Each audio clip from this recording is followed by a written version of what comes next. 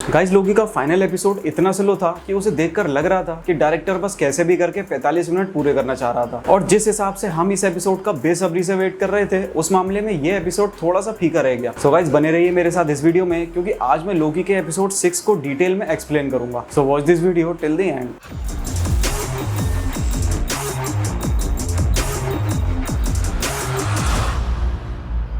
Episode की शुरुआत हुई नील आर्मस्ट्रॉन्ग से लेकर मार्वल के कुछ बड़े हीरोज के कुछ जबरदस्त डायलॉग से, और इसके बाद सीन वहीं पहुंच गया जहां पे एपिसोड 5 खत्म हुआ था, जिसमें हमने देखा था कि लोकी और सिल्वी अलोयथ को हराकर वॉइड के पार एंड ऑफ टाइम में पहुंच जाते हैं, जहां पे उन्हें एक किला मिलता है। अब जब ये दोनों उस किले में एंट्री करते हैं, तभी वहां मिस मिनट आ जाती है, जो इन दोनों को बताती है कि वो तुम दोनों से बहुत ज्यादा इम्प्रेस है। और जब ये दोनों पूछते हैं कि वो कौन, तो वो बताती है कि वो जो हमेशा रहेगा। अब ये ही हू रिमेन्स इतने अजीब से नाम वाले भाई साहब मार्वल कॉमिक में भी एग्जिस्ट करते हैं, जो TVA का फाइनल डायरेक्टर था, और कॉमिक में भी ये इसी जगह एंड ऑफ टाइम में रहता था। अब यहाँ मिस मिनट इन दोनों को लालच देती है कि अगर तुम दोनों पीछे हट जाओ तो तुम जो चाहोगे वो तुम्हें मिल सकता है। यहाँ वो लोकी को न्यूयॉर्क, एसगार्ड और इन्फिनिटी गॉन्टलेट का लालच देती है, और सिल्वी से कहती है कि तुम्हें एक ऐसी टाइमलाइन में रहने दिया जाएगा जहाँ तुम दोनों साथ में खुशी से रह सकते हो। लेकिन लोकी और सिल्वी दोनों ही मिस मिनट की इस ट्रिक में नहीं फंसते, क्योंकि वो दोनों खुद ही एक ट्रिकस्टर हैं। और लोकी मिस मिनट से कहता है कि अब हम अपनी किस्मत खुद लिखेंगे। अब यहाँ गुड लक कहकर मिस मिनट पहुंचती है रेवोना रेंसलेयर के पास, क्योंकि पिछले एपिसोड में रेवोना ने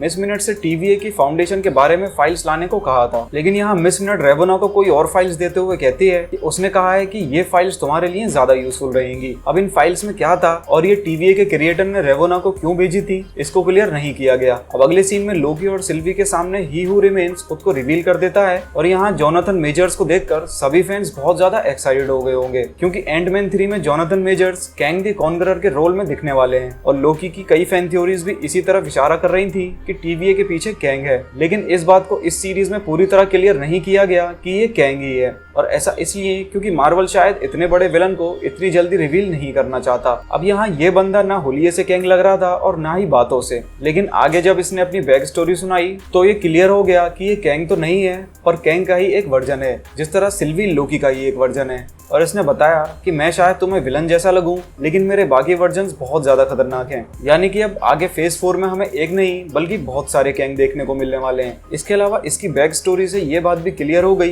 कि TVA कैसे बना था, और उसके पीछे टाइम कीपर्स नहीं बल्कि यही था। अगले सीन में मोबियस पहुंचता है TVA में, और वो रेवोना को अपने साथ आने के लिए कहता है। लेकिन रेवोना जब बैकअप बुलाने की कोशिश करती है तो हमें दिखाया जाता है कि हंटर B-15 सभी मिनटमैन को लेकर 2018 में चली जाती है, ठीक उसी जगह जहां पे रेवोना TVA में आने से पहले एक टीचर थी, जिससे वो बाकी मिनटमैन को ये समझाने की कोशिश करती है कि तुम भी रेवोना की तरह एक वेरिएंट हो। अब दूसरी तरफ जब सिल्वी ही हू रिमेन्स पे अटैक करने की कोशिश करती है तो वो बड़ी आसानी से उसको अवॉइड कर लेता है, क्योंकि यहाँ तक लोकी और सिल्वी की स्टोरी में जो भी हुआ वो सब इसी की मर्जी से हो रहा था, और आगे क्या होने वाला है वो भी ये जानता था। इसीलिए इसे पता था कि सिल्वी इस पे कब अटैक करेगी, और उसी के हिसाब से इसने अपने टाइम पैड को प्रोग्राम कर रखा था, और उसी टाइम पैड की मदद से ये खुद को इतनी तेजी से मूव कर पा रहा था। अब आगे इसने अपने बारे में और बताते हुए कहा कि TVA जिस तरह काम करता है वो भले ही थोड़ा अजीब है, लेकिन उसका एक मकसद है, और अगर TVA नहीं होगा तो सब कुछ बर्बाद हो जाएगा। यानी कि अगर सेक्रेट टाइमलाइन को कंट्रोल नहीं किया गया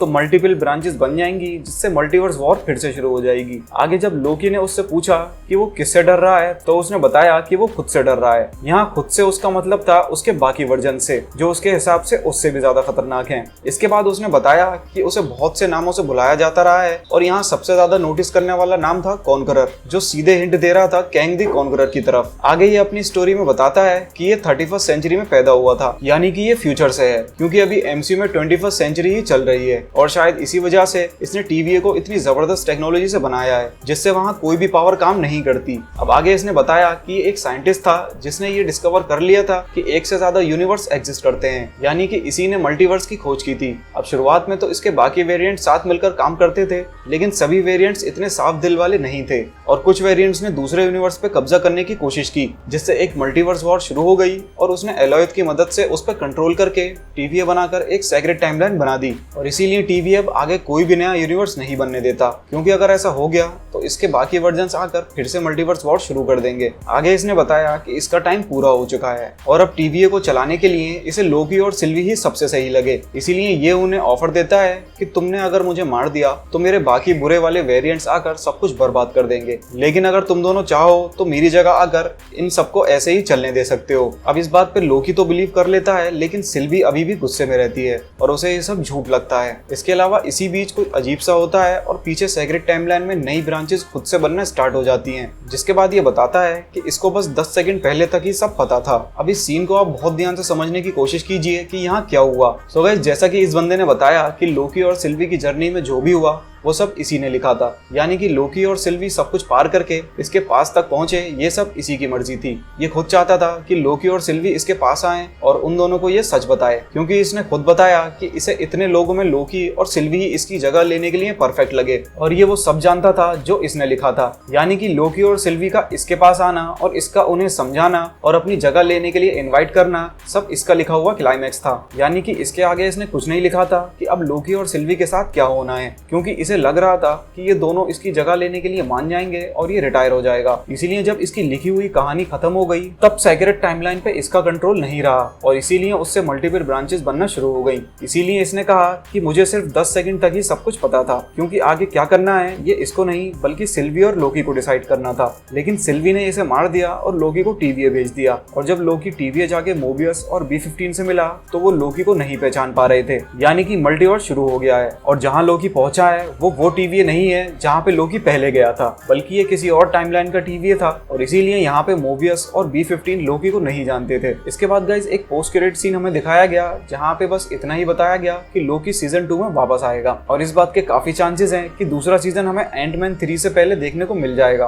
और इसके अलावा यहाँ जो मल्टीवर्स शुरू हुआ है उसका असर हमें आने वाली What If series, Spider Man No Way Home और Doctor Strange in the Multiverse of Madness में देखने को मिलेगा। सो गाइस, आपको एपिसोड 6 के विलन का ये ट्विस्ट कैसा लगा वो मुझे कमेंट में जरूर बताएं और जाने से पहले इस वीडियो को लाइक और हमारे चैनल को सब्सक्राइब करना ना भूलें। मिलते हैं अगली वीडियो में and thanks a lot for watching this video.